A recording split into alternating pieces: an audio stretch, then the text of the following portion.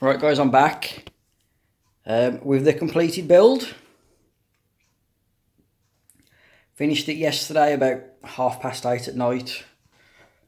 It's not completely done, I've still got to spray paint the body shell yet. The paint will be here tomorrow, so should get it done for Saturday. But overall, you know, all the wrenching and the screwing, it's all done.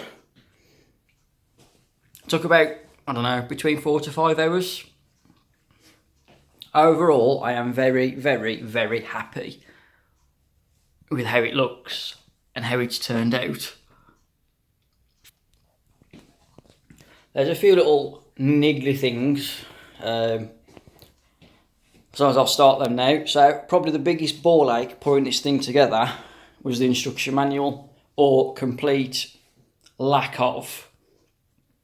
So everything required to build it, it's individually bagged, which is really, really good. The problem being is that some bags have more screws than you need and multiple sizes, and they don't tell you what size goes where, so you kind of have to figure it out and guess for yourself. Can I say that one? Big one being this plate. So this big plate right here. So currently there's 7 bolts holding that down. In the bag for that there's 9. And they're 3 different sizes. So the 2 countersunk ones on the top, they were quite easy to figure out.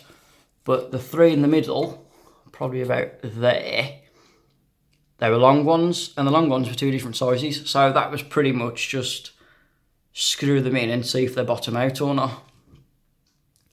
It's the same with the front end as well. There's 4 screws that hold this on. And then 2 that hold the steering post to the chassis. So 6 screws in the bag, 3 different lengths, and no indication of what length goes where. That is the biggest bugbear of this whole build, is the manual, but I have fed it back. It will be looked at and improved.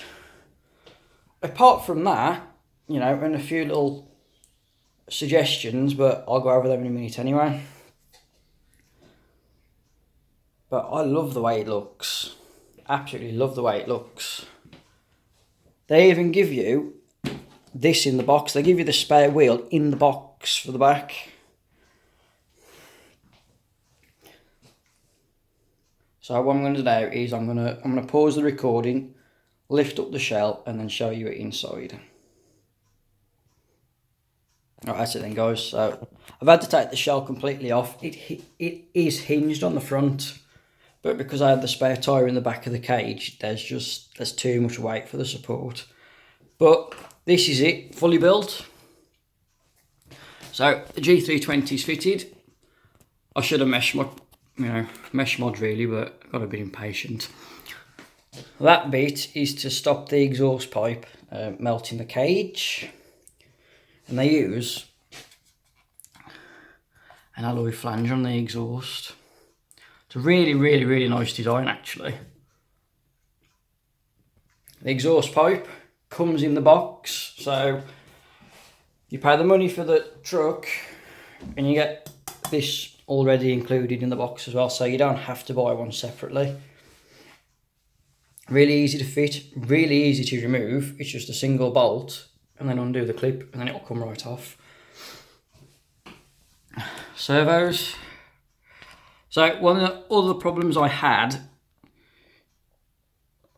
is they don't use a grub screw. They use just like a little normal bolt, like one that's here. And because these high-tech servos are so tall compared to normal ones, it catches the top of the air filter. So I had to take that out and put a grub screw in there.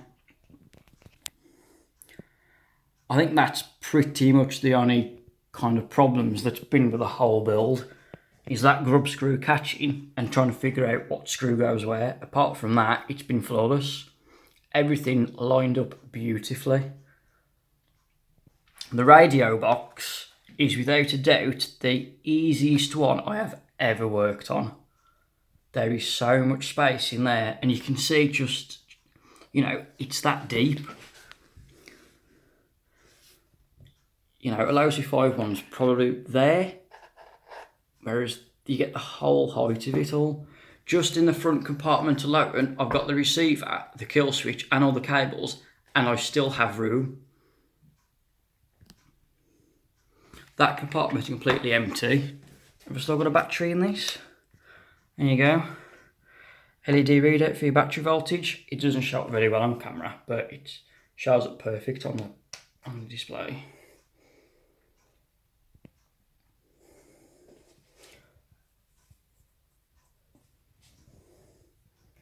So I am seriously impressed. I think that's where I've had my foot on it.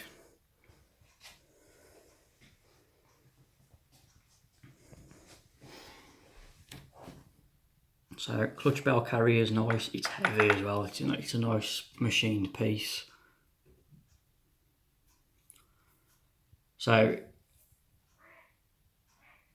I was expecting it to be not a bad truck, but not everything's perfect out of the box. There's always niggles with it, and the only real niggle with it is being the instruction manual and a little grub screw. It's done really well. You know, FID deserve a round of applause for this one. And remember, this is the V2, so a lot of the things on this they've added because of customer feedback. The V1s don't have these guards, so people were adding these manually.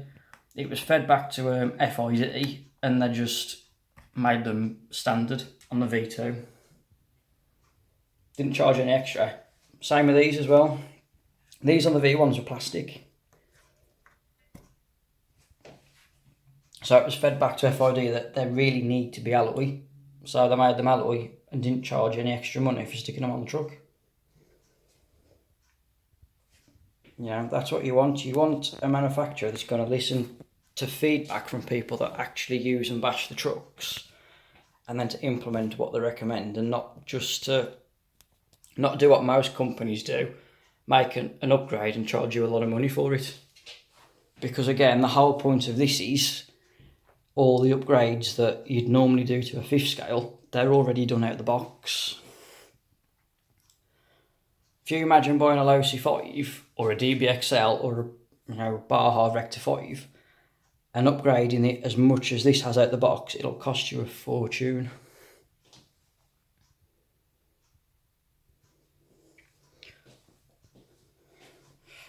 So yeah, even the fuel tank's nice. You know, alloy lid, they've even got a little stop it pulling out as well.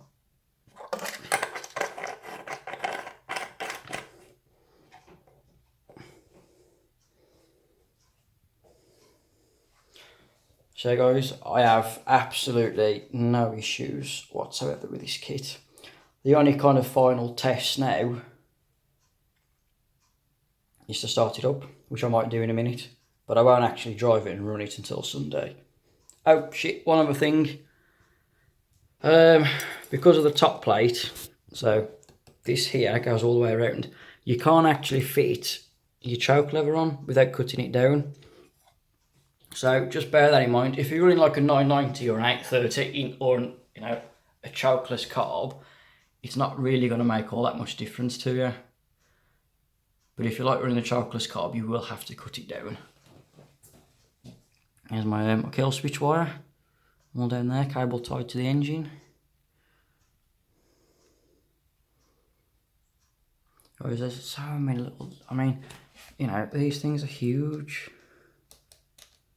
It is just so well put together at the factory. I haven't found a single thing that's loose. And here's an interesting fact for you. This radio tray, to take it out, there's about 10 screws in it. 10.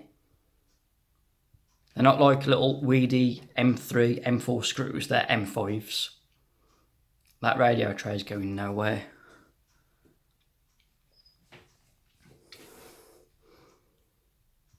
So I should have undone these to show you. So these servo horns, when you put them on, you can turn them by hand only a little bit in a direction. It's like a built-in servo saver. And after having a chat with Mark at RC Models about them, they're not. They're adjustable. So normally when you have a servo and you have to do it lined, you put the horn on, you never quite get it perfectly straight. It's always off because of the way the teeth work. So what you do with this, you put your horn on, undo these 4 bolts. You can then adjust this by hand and then clamp it down when it's in the right way. That way you get perfectly centered and lined up servo horns without having to adjust your trim or your sub trim on your handset. That is very, very clever, and I've not seen that on anything else before. Same on the throttle servo. It's just a shame that there's not many of these about now. Or if you're watching this and you do want one, go and buy one. If you're watching this from overseas and you can't find them, RC Models, where I buy this from, they will actually ship overseas. So I think all you gotta do is put your postcode and your country on the checkout and it will actually calculate shipping cost for you. But so far, for me at least, it's worth every penny. And I really don't have a bad word to say against it. So that's it, guys. As always, questions in the comments box, and look out for the video on the weekend of it, for its first kind of bash. So I'll see you on the next one.